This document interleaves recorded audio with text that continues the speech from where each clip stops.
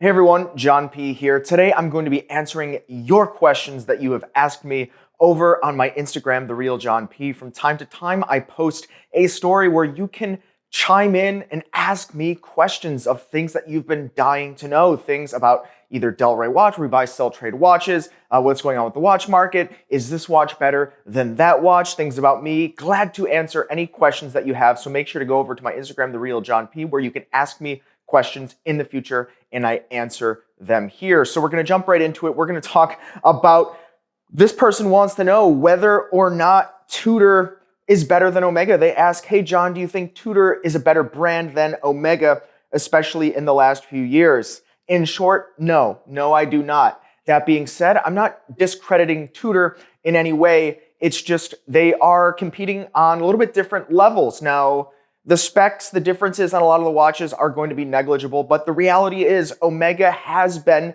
trying very hard to compete with Rolex for the last 10 years, and I think we're at a point now where Omega truly does compete with them on many different levels, including their new Aquaterra line, which is, in my opinion, even a little bit better than the Rolex Oyster Perpetual. And with Tudor's almost a bit of a trying grounds on different things to try out and test before it makes it into the Rolex catalog potentially, and Tudor is a more affordable option for someone looking for Rolex. There's a lot of direct comparisons, whereas Swatch Group that owns Omega, they have more approachable, more closer to entry-level pieces that would be Omega alternatives. So I think Omega is more of a competitor to Rolex, but that being said, both very good brands that offer some very great watches should you be interested. Now, the next question is Girard, Perregaux, or H. Moser, which would you pick and why?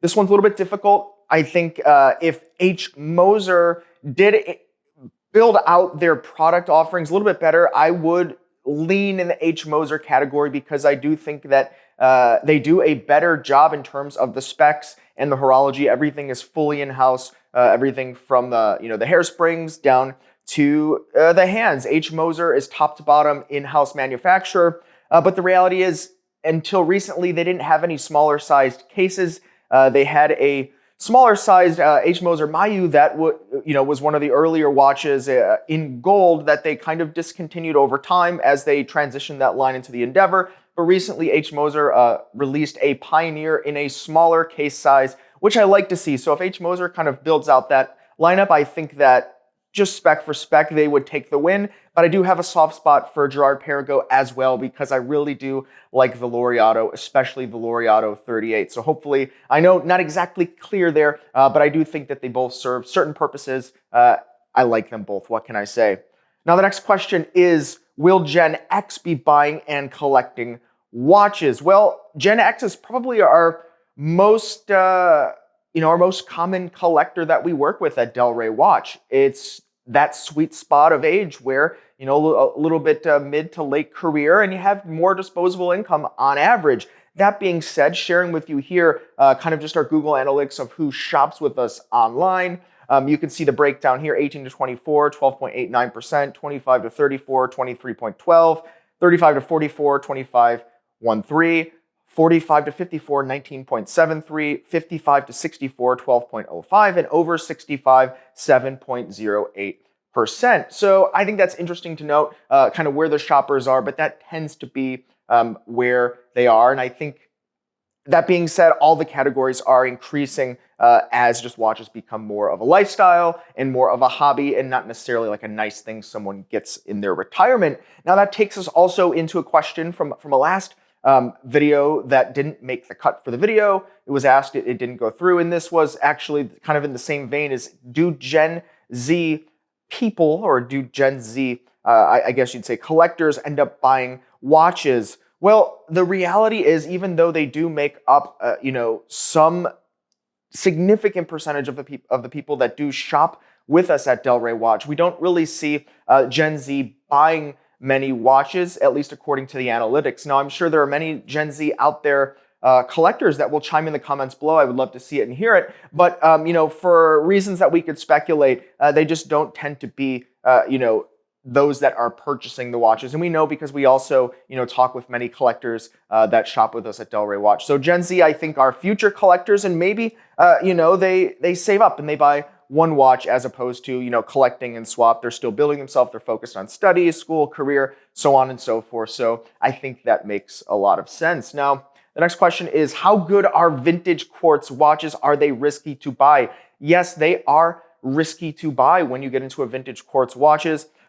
Quartz movements, battery powered, essentially, they just cannot be serviced in the same manner that a vintage mechanical watch can. A vintage mechanical watch parts can be made, and it's much more simple to diagnose, repair, and they can be treated and repaired by pretty much any skilled watchmaker as long as they have access to parts. But when you get into quartz watches and then you start getting into things like the Beta 21 movements, and let's not even get into not technically quartz, but getting to like tuning fork movements and things like that, these technically non-mechanical watch movements can be super difficult and a headache to service. Different circuit board pieces have to be repaired. It gets more into electronics repair, and there's just not many people that specialize in this. So even if you send it to the manufacturer, this can be a tricky endeavor. So it's really at your risk. Now, if the watch does use kind of something that has like an ETA quartz movement, there's a direct equivalent in terms of size and the hand size and all that today. So you can rest assured that that would be okay. But when you start getting into more specialized quartz movements, it's a big risk. And if the watch wasn't properly maintained, there's almost certainly some corrosion or something on that movement that's going to set you up for big issues down the road. The next question, this one's off topic, is, hey John, where do you get your jackets from? Kind of all over the place. I don't have necessarily, like a certain place that I go. I think this particular jacket is Marni, but, I kind of just wear different things. People tend to get me clothes as gifts a lot as well. I think that's just like a thing as you age, right? People give you clothes, it's more usable. So it just kind of depends. I don't have necessarily a place that I go for all of my jackets or anything like that. I'm really not that high maintenance. Now, the next question is, what are my top 3 favorite watches right now, owned or not owned? I'm asked this all the time. It's almost the first question that I'm always asked when someone finds out that I'm in the watch industry and, I'm a collector as well. It's always, what's your favorite watch? And it always pains me to say, but the honest truth is I do not have a favorite watch. It's generally whichever watch is on my wrist is the one I'm kind of liking at that day. But because I'm fortunate to have Delray Watch, where if I sell trade, I've just been exposed to and I handle so many cool, interesting watches. I just scratch my itch in that way. And I've found out as I've gotten different watches, this was my grail, that was my grail, that there was always another grail, at least for me. And so 3 watches, if someone held a gun to my head and said, give me 3 watches right now that you think are cool, I would say the Zenith Al Primero Chronomaster Sport Yoshida collection from the Japanese authorized dealer. Very cool Chronomaster Sport if you can find one. The Girard Perregaux Laureato 38 with the copper dial. I love to see GP come back out with this smaller 38 millimeter size, selfishly enough, because I have a smaller wrist.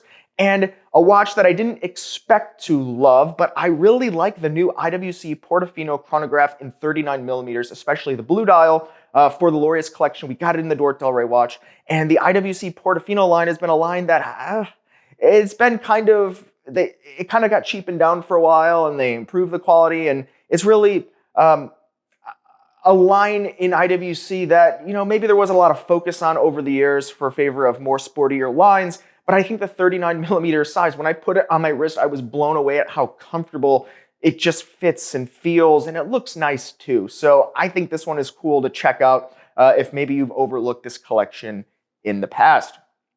Now, this person asks, which is the most interesting solid gold sport watch on a rubber strap for under $20,000? Well, when we talk about gold sporting watches, generally Rolex is going to be where it's at. Sure, many manufacturers offer them, right? You can get a Breguet. You can get a Breguet watch. That's technically a sporting watch. That's going to be gold. It's going to be on a rubber strap. There are Omega watches that are gold on rubber straps.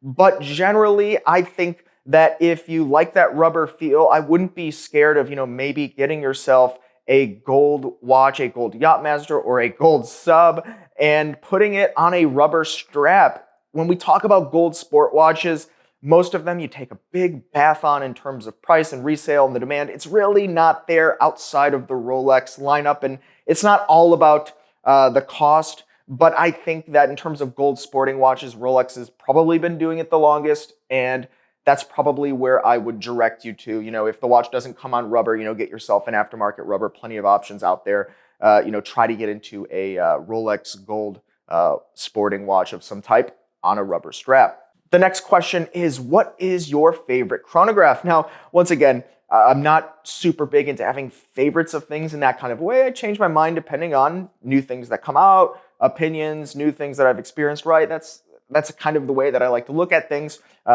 And here's a watch that no one talks about that I think is phenomenal.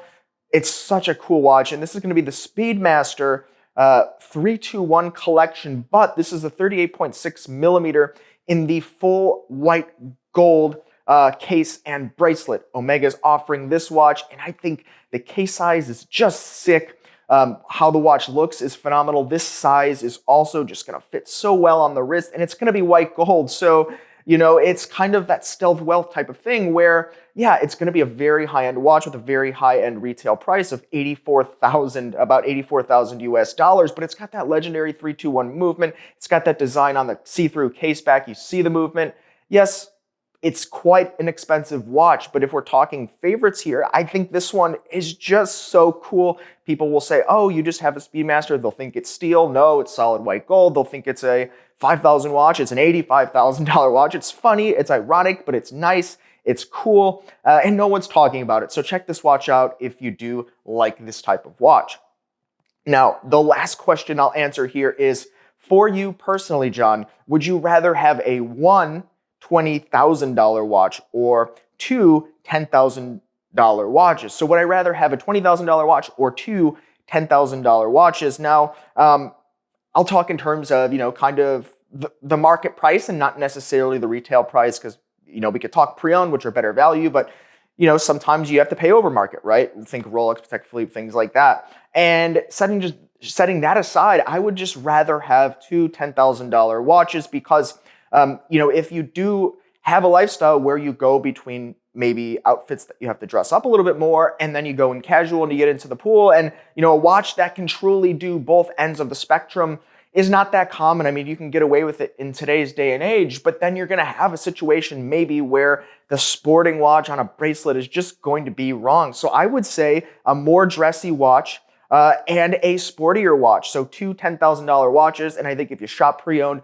you can get so much bang for buck at that price point. It's unbelievable. So I'd rather have the two $10,000 watches. But what do you think? I'd love to hear your opinions and comments and answers to these down below, guys. Please do not forget to check out delraywatch.com, where we just added about 20 new watches the other day, so we've got some very cool stuff for you to check out, including a Grand Seiko Snowflake that is cased in white gold, super rare variant of this watch that I bet you've never seen. So make sure to check it out, Delray Watch. We'll see you next time. You've been chatting with John P.